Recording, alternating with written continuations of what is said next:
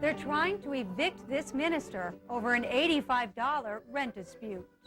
Okay, well, that might work. They're trying to evict me right now, so I'm a little tired. He's a man of the cloth, but he won't turn the other cheek. He's one of thousands of New Yorkers with AIDS, fighting for their rights and their lives. On the next edition of Broadcast New York, the voice of the Empire State.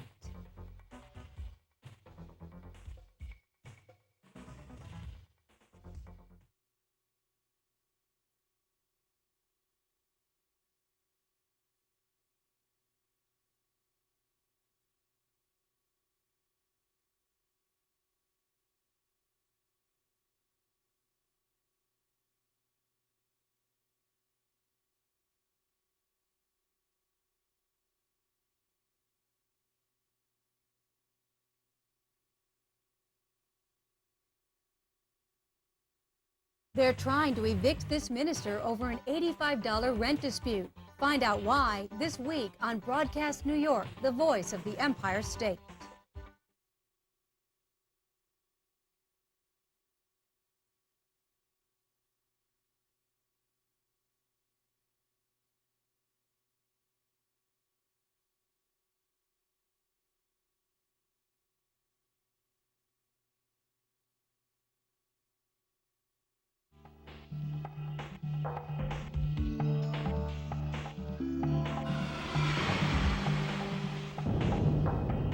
I'm Beth Tornator, and this is a special edition of Broadcast New York, the voice of the Empire State. On this week's program, imagine if your doctor refused to perform a medical procedure. Across New York State, doctors are caught in the middle of a moral battle over abortion. Let the children live! Those who stand up for abortion rights say there's a price to pay, and it isn't pleasant. They've tried to drive trucks through the door. Let the children live! They've glued our locks closed. We're not saying that you must go out and do abortions if you don't want to. We're not even saying that you have to come and learn how to do abortions. We're offering them an option. The medical community is responding to the abortion crisis with radical new training programs. That's our lead story this week. Then, an exclusive one-on-one interview with Governor Cuomo. Or is it candidate Cuomo? It's not like 84. It's not like 88. It really isn't. You've had a lot of bland elections where it didn't make a heck of a lot of difference who you picked. This one's different. The governor with strong words that will affect all New Yorkers in '92. These stories, plus feeding kids breakfast, a parent's job, or the schools. Your responses, all in the half hour ahead. The Lawrence Group family of insurance companies is committed to you, your communities, and the preservation of your future. We're here to help. Up front today, a new battle in the war over one of the most controversial issues of our times, abortion. As producer Caroline Summers found, doctors who perform the procedure in New York State are under fire and forced to teach tomorrow's doctors, if they want to do abortions, that they'd better be prepared to pay the price. We are guilty. The blood is on our hands. We ask you to close the abortuary in Binghamton. That's not all there is to it. There's a baby inside of these women. There were two inside of me, and there'll never be. Just another Saturday morning in Binghamton. We ask you to close the abortuary in Vestal. Over here. Come on, everyone. Over here. We are not going down there as the heroes. Grandparents, parents, coffin-bearing children, 800 in all, gather for one purpose. Bring the walls down on the child-killing industry.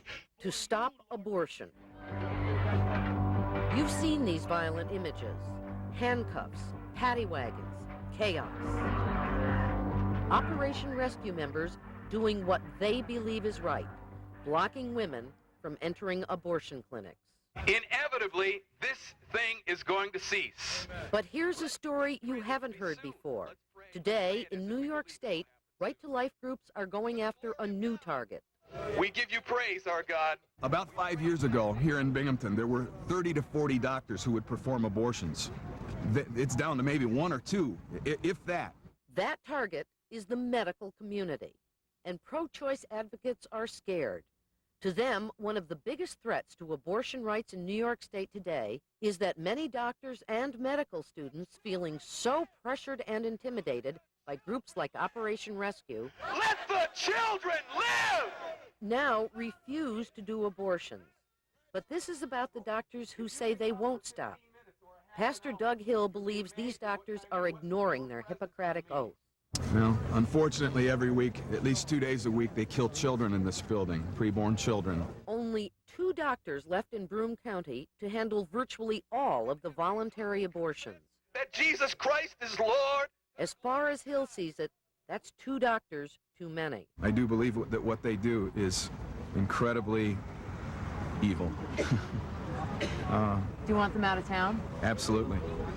If they want to stay here in town, if they want to work toward healing and helping with healing, that's what doctors are supposed to do, not killing. I don't see this as killing babies. I have never killed a baby.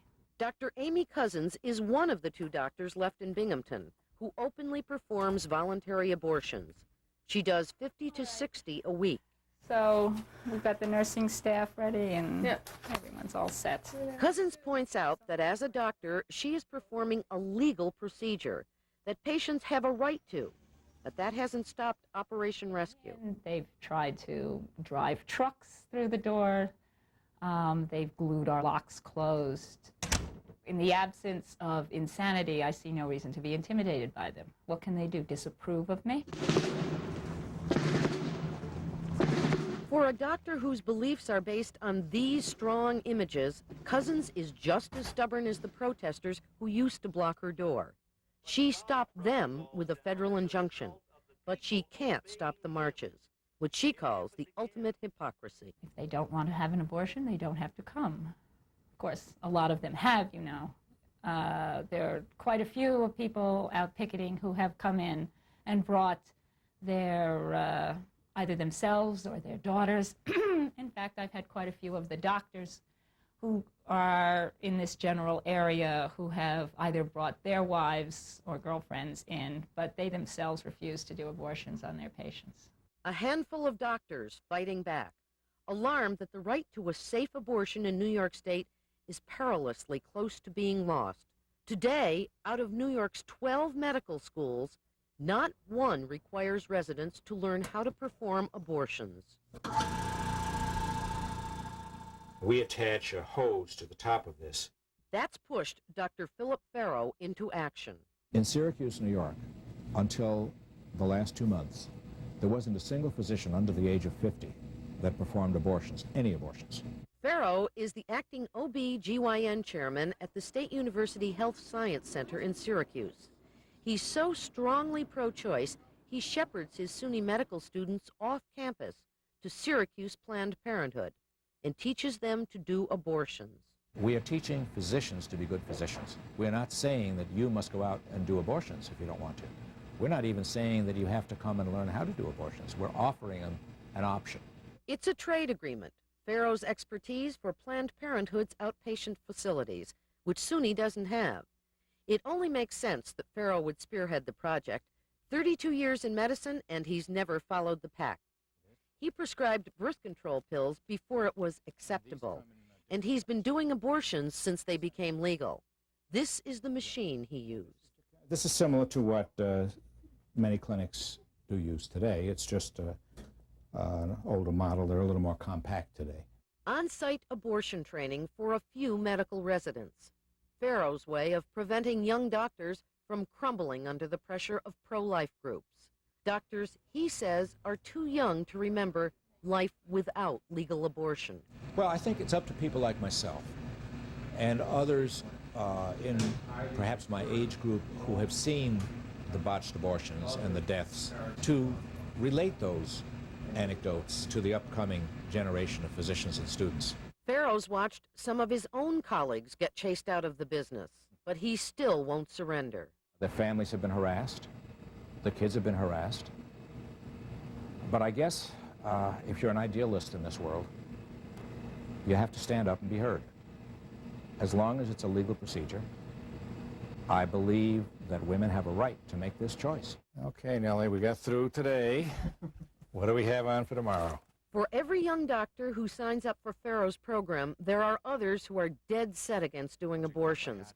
There's no consensus among today's medical students.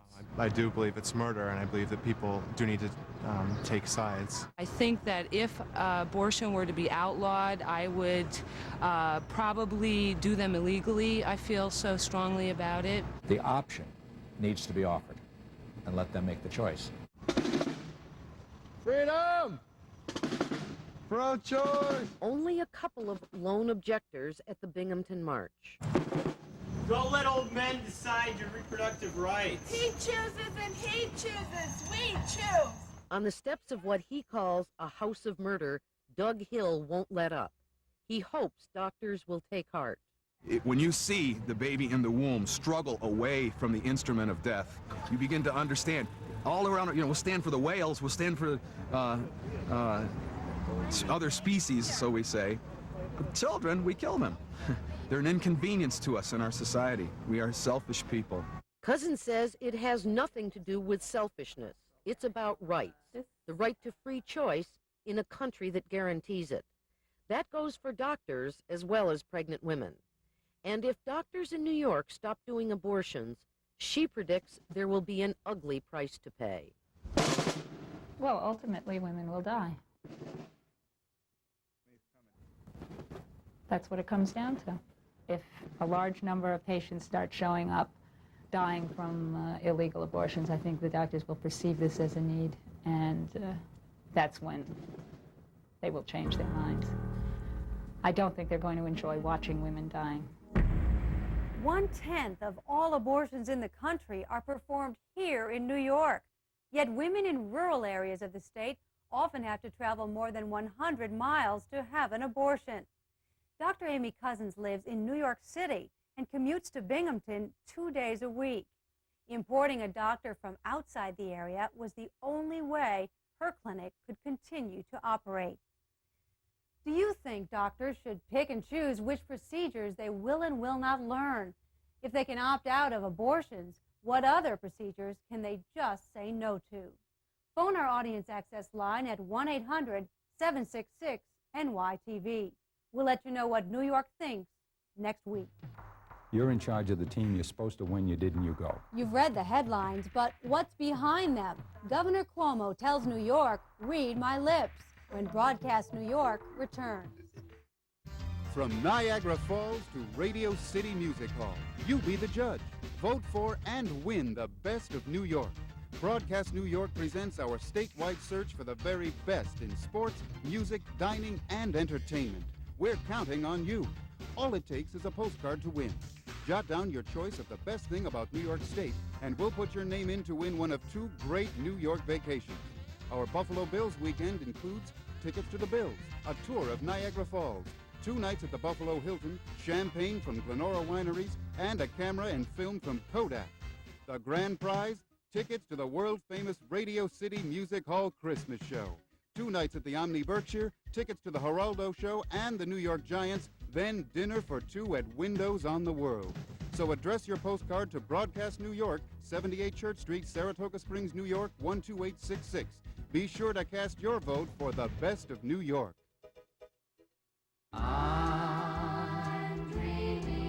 This Christmas, some special music is headed your way.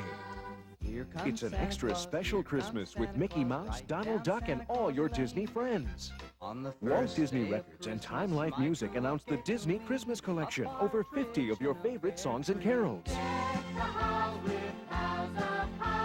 Frosty the snowman was a jolly happy soul, walking in a winter wonderland.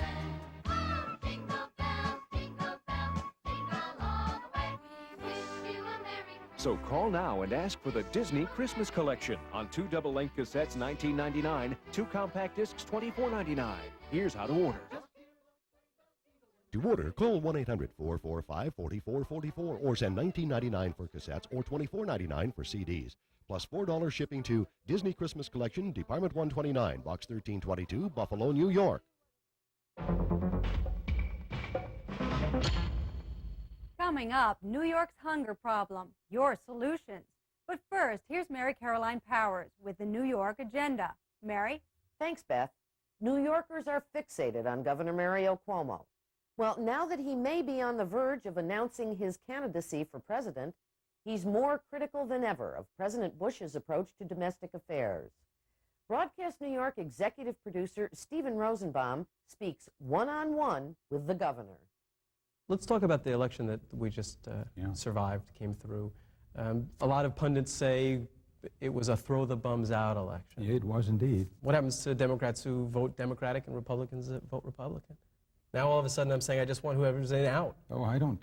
You see, a lot of the distinctions that Thornburg being, a lot of the distinctions that politicians have taken for granted as being religious in significance, I have always kind of disdained. In 1985, I gave a speech at Yale University in which I wrote a line that's gotten used a lot, frankly, since then, the difference between the poetry of campaigns and the prose of governance. I said all this garbage about liberal, conservative. You give speeches that way. You don't govern that way. You don't write bills that way or budgets that way. That's not real. They threw out the Republican conservative mayor of Bridgeport, Connecticut, because she's heading a bankrupt city. Out with you. We don't care what kind of manager you are. You lost 13 games in a row. Don't tell us the shortstop dropped pop flies. You're the manager. You're out. We're tired of hearing about Darryl Strawberry's pulled muscle. You're in charge of the team. You're supposed to win. You didn't. You go. You said a while ago that anything that George Bush does basically shows that is an emblem of error. It confesses error. Why won't he put more money into unemployment benefits, pump up the economy? It confesses error. He believes you shouldn't give money to poor people who are in trouble. You should give it to the rich people so they invest. That's his whole philosophy. And it worked because the poor people and the middle class people didn't realize they were getting stiffed, frankly. Now they know. See, it never made it to their plate before. They were never in danger of losing their work. Now they finally looked up and said, oh my God, this Republican Kevin Phillips is right. They took all the money, they gave it to the rich people, and the middle class schleps are getting killed. So for you, the unemployment extension is a black and white issue? Of course it is, always has been.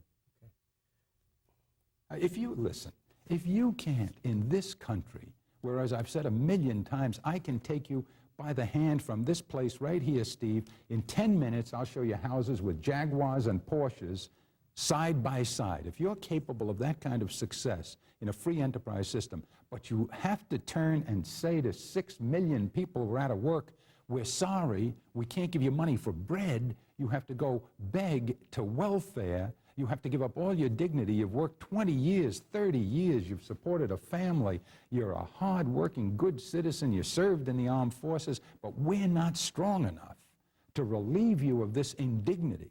You're begging for work, but we cannot take care of your family until we strengthen the economy enough to give you another job. If you can't do that, there's something powerfully wrong with the country, especially since you're able to raise the senators' salaries. You're able to pay basketball players $3 million. I mean, you'd have to be mad to look at that situation and say, oh, that's all right. That's the way it is in a democracy. That's ridiculous. Does the potential change in the New York budget and the extension that's being discussed make it easier for you to look at a national issue No. and doesn't affect you at all? No, the present problem of getting people together is making it much tougher. How do you feel about that proposal? Are you supporting it? Are you exploring it? I'm not only exploring it, I think it is the boldest of all the approaches. You see, people have it wrong. The press got it wrong. It's not unusual. I didn't talk to them about it. We never had a press conference. They never asked any questions. They got leaks. They were eager to get to the front page of the New York Times, and they did. And they gave people the impression that the plan was designed to duck an obligation and make it easier by spreading it over a period of time. The plan was designed to charge forward and seize a problem before its time. We are accelerating the meeting of the obligation, not deferring it. So does that mean we'll see more substantial cuts in services in Oh, over yeah, a there are short? going to be a lot more cuts because there are going to be no tax increases to the extent that I can avoid it. And if you don't do tax increases, you have to do cuts. Now, will people scream? Yes, sir. Will my polls go down again? I'm afraid so. If what you want is a perfect world, if you want no more tax increases, and I'm with you, and you have a huge deficit, and you expect that can go away without cutting education, cutting social services, cutting prisons. That's not going to happen. You have union leaders now for the public employees out in Detroit, where the AFL-CIO is having a convention, and all the candidates are appealing to them for support. And one of the public employee union leaders said, anyone but Cuomo.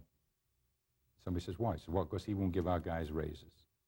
Well, if what it takes to get your votes is to give you money when we can't afford to give unemployment benefits, when we can't afford to feed some people in this society, then I'm afraid I'm going to lose a lot of votes. No, that's not a new trend, though. I mean, votes have been bought since the beginning of time in one way or another. When you give them money, you are their favorite. When you don't, you become Satan. Certainly now, even more attention will be focused on Governor Cuomo. We will continue to provide you with inside coverage as the 92 campaign unfolds. Next, should schools feed hungry kids, or are parents responsible? Your phone calls when Broadcast New York returns. From Niagara Falls to Radio City Music Hall, you be the judge. Vote for and win the best of New York. Broadcast New York presents our statewide search for the very best in sports, music, dining, and entertainment. We're counting on you. All it takes is a postcard to win. Jot down your choice of the best thing about New York State, and we'll put your name in to win one of 2 great New York vacations. Our Buffalo Bills weekend includes tickets to the Bills, a tour of Niagara Falls, 2 nights at the Buffalo Hilton, champagne from Glenora Wineries, and a camera and film from Kodak. The grand prize, tickets to the world-famous Radio City Music Hall Christmas Show. 2 nights at the Omni Berkshire, tickets to the Geraldo Show and the New York Giants, then dinner for 2 at Windows on the World. So address your postcard to Broadcast New York, 78 Church Street, Saratoga Springs, New York, 12866. Be sure to cast your vote for the best of New York.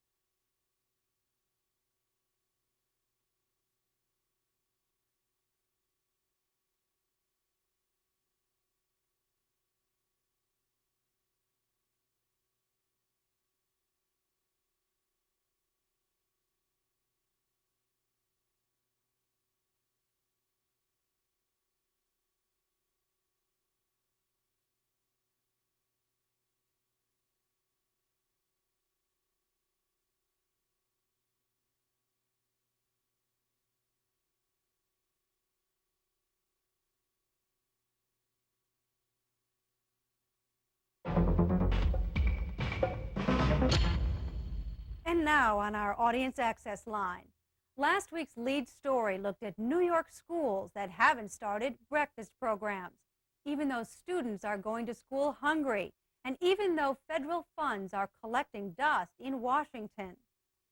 40% of you believe it's the parents' job to feed kids breakfast, but 60% of you, like this caller, say it's up to the schools, especially since it won't cost them a cent. Hi, even though I feed my child breakfast every morning, I'd like to see it be placed in the school district because not everybody can get up and eat a big breakfast. I know in the morning he has a hard time just finishing a bowl of cereal, but if you wait an hour or 2, he can eat more than 2 bowls. I think schools should give breakfast because many kids don't get to eat in the morning. Sometimes the parents aren't awake or even there when the bus leaves. When I don't eat breakfast, I'm hungry even after I eat. I can't think during school. I'm 10 years old. I live in New York. I'm looking at a container of oatmeal that costs less than a pack of cigarettes. Any parent who sends their child to school without a breakfast ought to be taken in and spanked. It's not the government's job and it's not the school's job to spend 2 hours feeding the kids. Their job is to educate them. We'd like to hear what you think about today's program, so give us a call. When we come back, a holy man fights for his apartment, his pride, and his life. That's what we're working on for next week's edition of Broadcast New York. An advanced look when we come back.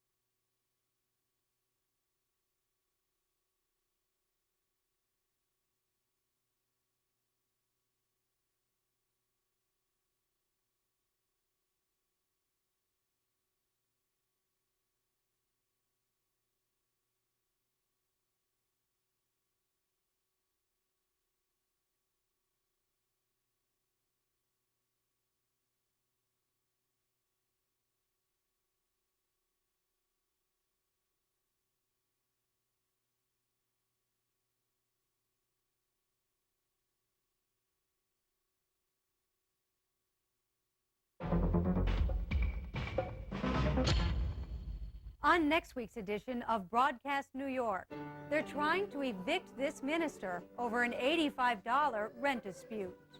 Okay, well, that might work. They're trying to evict me right now, so I'm a little tired. He's a man of the cloth, but he won't turn the other cheek. He's one of thousands of New Yorkers with AIDS, fighting for their rights and their lives. That's our lead story next week. Then, trouble for trees in New York City. We have not forgotten the trees. They are not abandoned. Budget cuts, layoffs, and thousands of trees to take care of. Trees that affect us all in ways that will surprise you. That's on the New York agenda. Then, she's a world powerlifting champion who loves her heavyweights. Come on up! Yeah, easy, easy. Push it, finish it out. Okay, put it back. But in her other life as an animal trainer, Kathy Cromer also loves her featherweights. And finally today, with Thanksgiving just a few days away, not everyone out there has a family to go home to.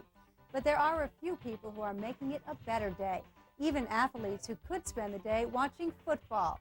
The Schenectady Blue Jays will spend their holiday making dinner for the homeless and the elderly. They're just one of hundreds of groups across the state offering a helping hand. I'm Beth Tornatore. That's it for this week. Have a great holiday, and we'll see you same time, same place next week for Broadcast New York, the voice of the Empire State. The Lawrence Group family of insurance companies is committed to you, your communities, and the preservation of your future. We're here to help